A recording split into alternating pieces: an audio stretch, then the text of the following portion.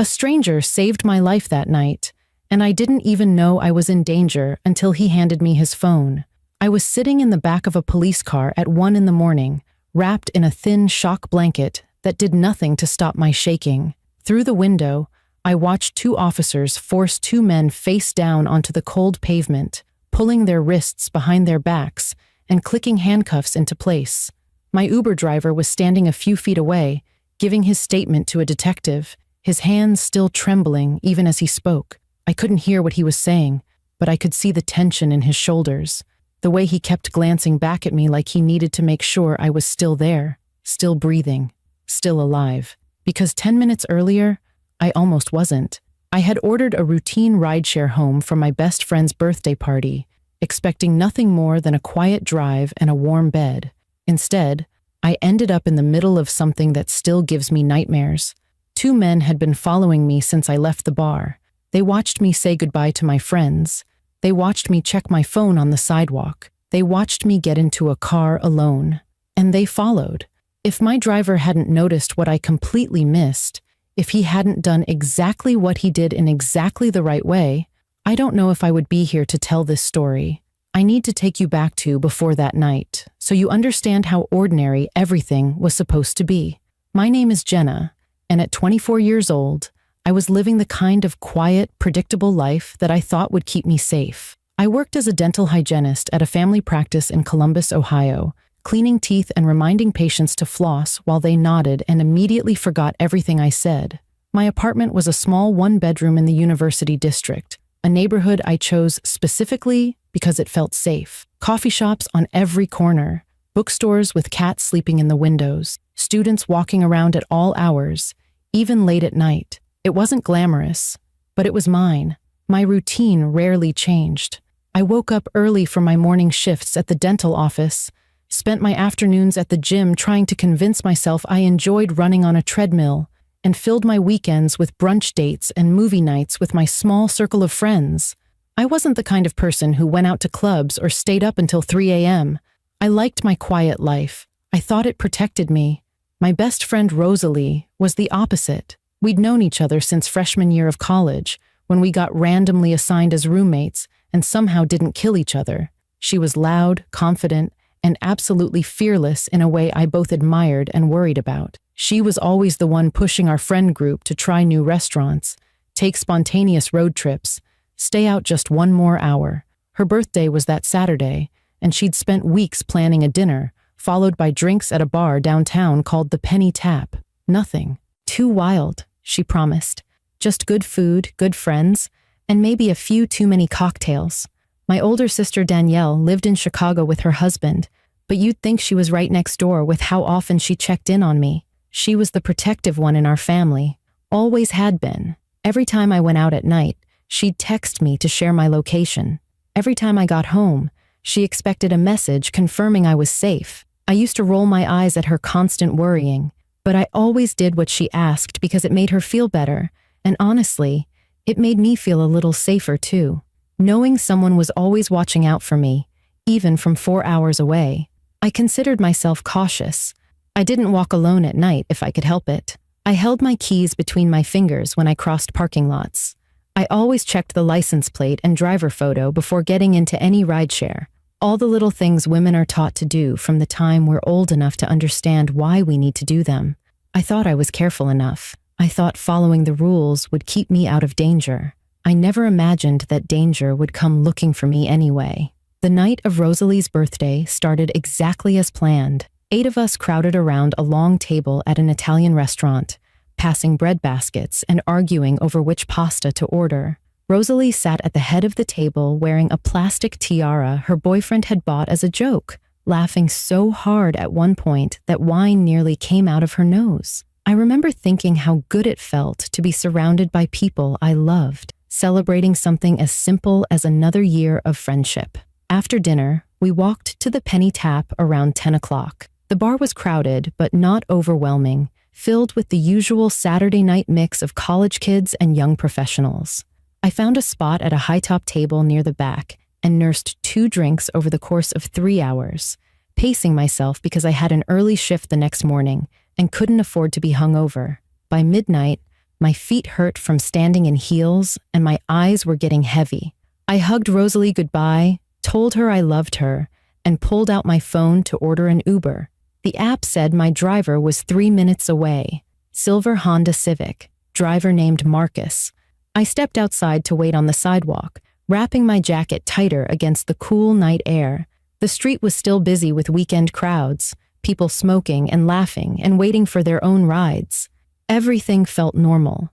Everything felt safe. And that's when I noticed them. Subscribe for more stories and tell me where you're watching from. 2 men were standing near the corner about 20 feet from where I waited. They weren't doing anything obviously wrong. Just 2 guys in casual clothes, talking to each other, glancing at their phones. But something about the way one of them kept looking in my direction made the hair on the back of my neck stand up. He was wearing a gray hoodie with the hood pulled up even though it wasn't that cold. Every few seconds, his eyes would drift toward me, then back to his friend, then back to me again. I told myself I was being paranoid. Downtown Columbus on a Saturday night was packed with people. They were probably just waiting for their own ride. Maybe one of them thought I looked familiar. Maybe I was being self-centered, assuming anyone was paying attention to me at all. I unlocked my phone and pretended to scroll through something, keeping my head down while I waited for my Uber to arrive. The silver Civic pulled up to the curb and I felt a wave of relief wash over me. I checked the license plate against my app. It matched. I looked at the driver through the window. Black man, late 40s, graying hair at his temples. He matched the photo too. I opened the back door and slid inside. "Jenna?" he asked, glancing at me in the rearview mirror. "That's me. Thanks for picking me up." He nodded and pulled away from the curb. His name was Marcus, according to the app. He had a 4.97 rating and over 3,000 trips completed. The kind of driver you don't think twice about trusting. I settled into my seat and let out a breath, happy to be off my feet and on my way home. I watched the downtown lights pass by through the window, already thinking about taking off my shoes and climbing into bed. The bar noise faded behind us as Marcus turned onto a quieter street. That's when I noticed something was wrong. Marcus kept checking his mirrors. Not the quick, casual glances drivers normally do when changing lanes or watching traffic. These were long, deliberate looks. His eyes would fix on the rearview mirror for several seconds, then shift to the side mirror, then back to the road. His jaw was tight. His hands gripped the steering wheel so hard his knuckles looked strained. I leaned forward slightly. "Is everything okay?" He didn't answer right away. The silence stretched between us for what felt like forever. Then he spoke, and his voice was so quiet I almost didn't hear him. "Don't turn around. There's a black SUV that's been behind us since I picked you up. They pulled out right after you got in my car." My stomach dropped like I was on a roller coaster that had just tipped over the edge. I wanted to whip around and look through the back window, but something in his tone made me freeze. I kept my eyes forward, my heart suddenly pounding so hard I could feel it in my throat. "Are you sure?" I asked. "Maybe they're just going the same direction." He shook his head slowly, never taking his eyes off the road. "I've been driving rideshare for 6 years. I know when someone's following. Those 2 men were standing on the corner watching you before you got in. One of them was wearing a gray hoodie. Soon as you got in my car, they got in that SUV. The man in the gray hoodie, the one I'd noticed staring at me, the one I'd convinced myself I was imagining things about." Marcus made a turn that wasn't on my route. I watched the GPS on his phone recalculate, showing a new path. I held my breath, waiting, praying that when I looked in the side mirror, the street behind us would be empty. It wasn't. The black SUV made the same turn, staying about 3 car lengths back. Marcus made another turn. The SUV followed. My hands were shaking now. I pressed them flat against my thighs to try to stop the trembling. This couldn't be happening. Things like this happened in movies, in news stories, to other people, not to me. Not on a random Saturday night after my best friend's birthday party. Marcus looked at me in the rearview mirror. His eyes were calm but deadly serious, the kind of calm that comes from someone who has already decided what they're going to do. "I need you to listen to me carefully. I'm going to hand you my phone. There's a number saved under the name Marie. That's my wife. I need you to call her and tell her you're safe. Tell her you're with me, and we're heading to the Sunoco station on 5th Street. She'll know what that means." I didn't understand. "Why am I calling your wife?" He handed his phone back to me without looking away from the road. "Because if something happens to this car, she'll have a record of the call. She'll call 911 with our exact location. But I need you to do something else. When you're on the phone with her, I need you to pretend you know me. Talk like I'm your uncle picking you up from a party. If those men are listening somehow, or if they're watching through the windows, I want them to think this wasn't a random rideshare. I want them to think someone knows exactly where you are and exactly who you're with." My hands were trembling so badly I could barely hold his phone. The screen was cracked in one corner and the case was worn from years of use. But right then, it felt like the most important object in the world. I understood what Marcus was doing. He was creating witnesses. He was building a trail of evidence. He was making sure that if something terrible happened in the next few minutes, someone would know where we were and who was responsible. He was thinking 3 steps ahead while I could barely remember how to breathe.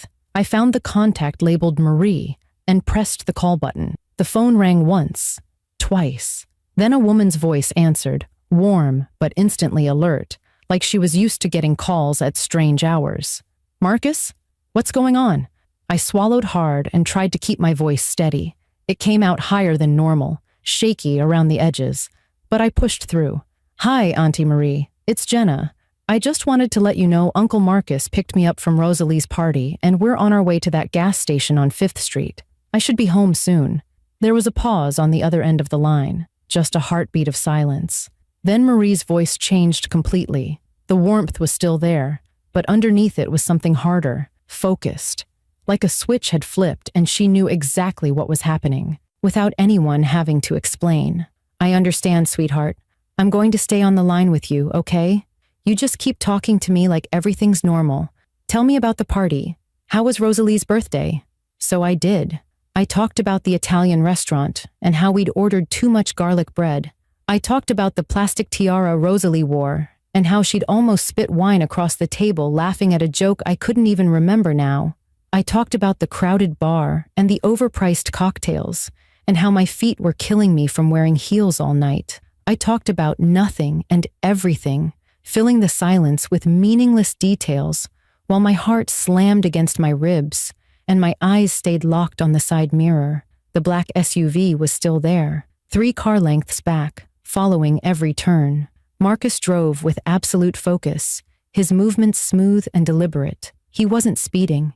He wasn't making sudden turns or doing anything that might provoke the men behind us. He was just steadily, carefully navigating us toward safety. Every few seconds, he would glance at the mirror, confirm the SUV was still following, and adjust his route slightly.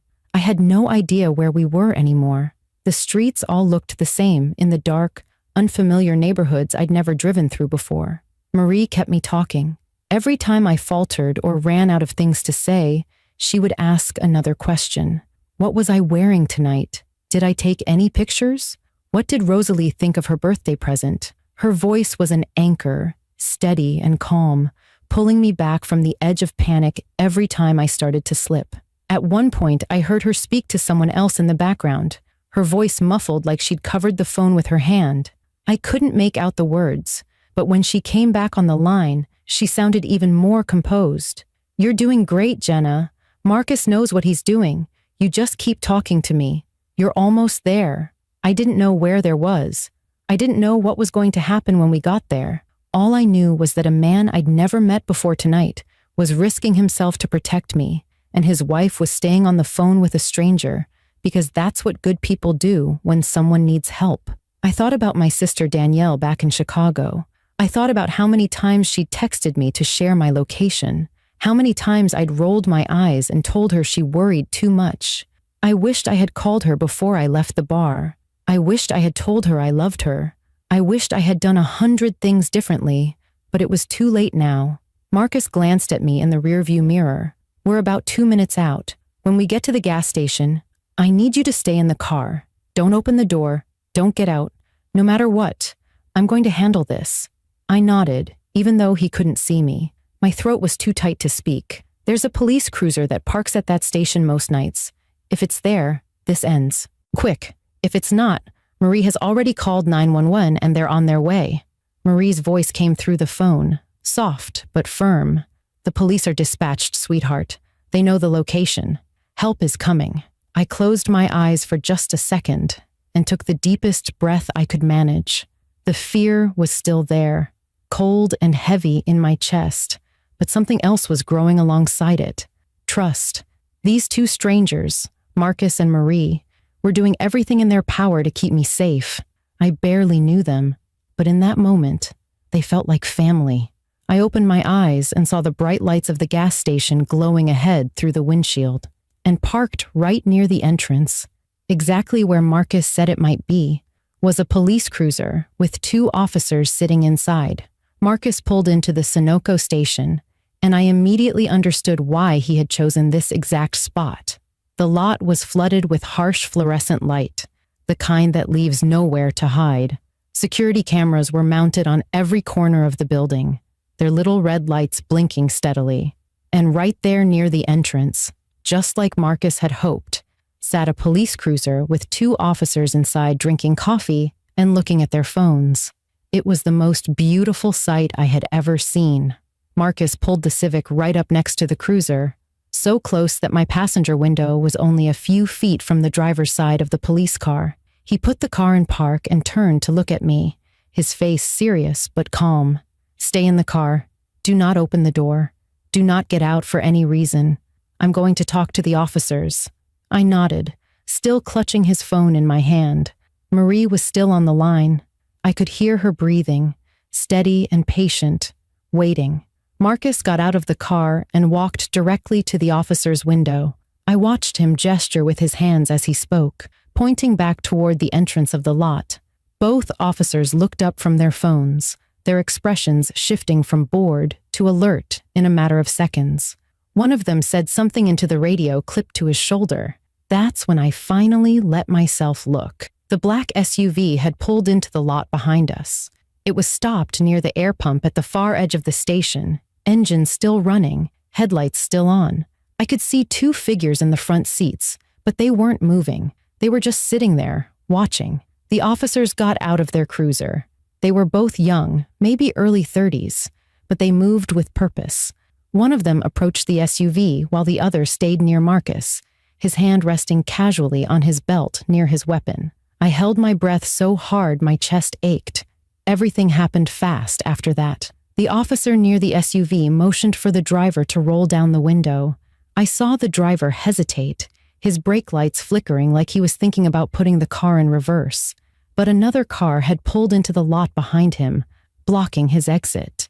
A regular customer who had no idea they had just become part of something much bigger. The officer's hand moved to his holster. He shouted something I couldn't hear through the closed windows. Then the doors of the SUV opened and two men stepped out with their hands raised. One of them was wearing a gray hoodie. I felt all the air leave my body. It was him, the man from the corner, the one who had been watching me outside the bar, the one I had tried to convince myself I was imagining. He was standing there with his hands in the air, his face illuminated by the harsh gas station lights, and I could finally see him clearly. He looked so ordinary, average height, average build, forgettable face, the kind of man you would walk past on the street without a second glance. The officers ordered both men to their knees, then face down on the pavement. I watched them get handcuffed, their arms pulled behind their backs, their faces pressed against the dirty concrete. More sirens wailed in the distance, getting closer. Within minutes, the lot was filled with flashing lights. Police cars, an unmarked sedan, even an ambulance that someone must have called just in case. Marie's voice came through the phone, gentle and full of relief. "It's okay, baby. You're safe now. You're safe." I wanted to believe her. I wanted to feel safe, but my body wouldn't stop shaking. My teeth were chattering even though I wasn't cold. I watched the officers search the SUV, pulling things out of the back seat and placing them in evidence bags. From where I sat, I couldn't tell what they were finding. I found out later. Zip ties, a roll of duct tape, a hunting knife with a 6-inch blade, and a small bottle of liquid that tested positive for chloroform. They hadn't been following me because they were bored. They hadn't been watching me outside the bar because they thought I was pretty. They had been hunting, waiting for the right target, the right moment, the right opportunity. A woman alone, getting into a car at midnight, heading home to an empty apartment. I was supposed to be their prey. And if Marcus hadn't been paying attention, if he hadn't trusted his instincts, if he hadn't known exactly what to do, they would have gotten exactly what they wanted. I spent the next 3 hours at the police station giving my statement. A detective named Officer Reyes sat across from me with a notepad and a recorder, asking me to walk through the night from the very beginning. I told her about dinner with Rosalie. I told her about the 2 men on the corner. I told her about every word Marcus said, every turn he made, every second of that drive that felt like it lasted a lifetime. She wrote everything down and nodded along, but I could tell from the look on her face that she had seen cases like this before. That knowledge made me feel sick. Marcus stayed the whole time. He didn't have to. The police had taken his statement within the first hour and told him he was free to go. But every time I came out of a room or walked down a hallway, he was still there in the waiting area, drinking vending machine coffee and scrolling through his phone. When our eyes met, he would give me a small nod, like he was silently saying he wasn't leaving until he knew I was okay. His wife Marie showed up around 2 in the morning. She was a small woman with kind eyes and gray-streaked braids pulled back from her face. She walked straight up to me before I could even introduce myself, wrapped her arms around me, and held on tight. She smelled like lavender and fabric softener, and for some reason, that small detail made me start crying all over again. "You're okay now," she said quietly, rubbing my back like I was her own daughter. "You're safe. That's all that matters." The 2 men were identified as suspects in a series of attempted abductions across the Columbus area over the previous 8 months. 3 other women had reported being followed after leaving bars and restaurants downtown, but all of them had managed to get away before anything happened. One had ducked into a busy restaurant. Another had flagged down a passing car. The third had run until she found a group of strangers and begged them to let her stay with them until the men disappeared. I was going to be their 4th attempt. Based on what police found in their SUV, they weren't planning to let me get away. I called Danielle as soon as I got home that morning. The sun was just starting to come up, pale pink light filtering through my apartment windows. My hands were still shaking as I held the phone to my ear. She answered on the first ring, her voice groggy with sleep. "Jenna, it's 6 in the morning. What's wrong?" I told her everything. I heard her gasp, then go silent, then start crying so hard she couldn't form words. When she finally caught her breath, the first thing she said was that she was booking a flight. She arrived in Columbus that afternoon and stayed with me for a week, sleeping in my bed, because I couldn't stand to be alone in the dark. I still have nightmares sometimes. I'll be standing on a sidewalk somewhere, waiting for a ride, and I'll see a black SUV pull up behind me. I'll wake up with my heart pounding and my sheets soaked with sweat, reaching for my phone to make sure I'm still in my apartment. I check my locks more than I used to. I look over my shoulder in parking lots. I sit near exits in restaurants. Some part of me will probably always be looking for the man in the gray hoodie, even though I know he's behind bars. But I'm alive, and I'm alive because a stranger named Marcus decided that my safety mattered more than his own convenience. He didn't know me. He had no obligation to help me. He could have dropped me off at my apartment and driven away, completely unaware of what was about to happen. But he paid attention. He trusted his gut. And he put himself between me and 2 men who wanted to do me harm. I wrote him a letter a few weeks after that night, trying to put into words what his actions meant to me. I went through 5 drafts because nothing I wrote felt big enough. When I finally gave it to him, along with a gift card that felt embarrassingly small, he just shook his head and looked at me with tired, kind eyes. "I have 2 daughters," he said. "I just did what I'd want someone to do for them. We still keep in touch. Marie sends me cards on my birthday. I send their daughters presents at Christmas. They became family in a way I never could have predicted." What I learned from that night is something I think about constantly. The world is full of people who want to do harm, who watch and wait for the right moment to strike. But it's also full of people like Marcus, people who pay attention, who trust their instincts, who refuse to look away when something feels wrong. I survived because one good man decided that a stranger's life was worth protecting. If someone ever tells you that something feels wrong, believe them. And if you ever get the chance to be someone's Marcus, take it. You might be the only thing standing between them and the worst night of their life. If you want more stories, subscribe and tell me where you're watching from.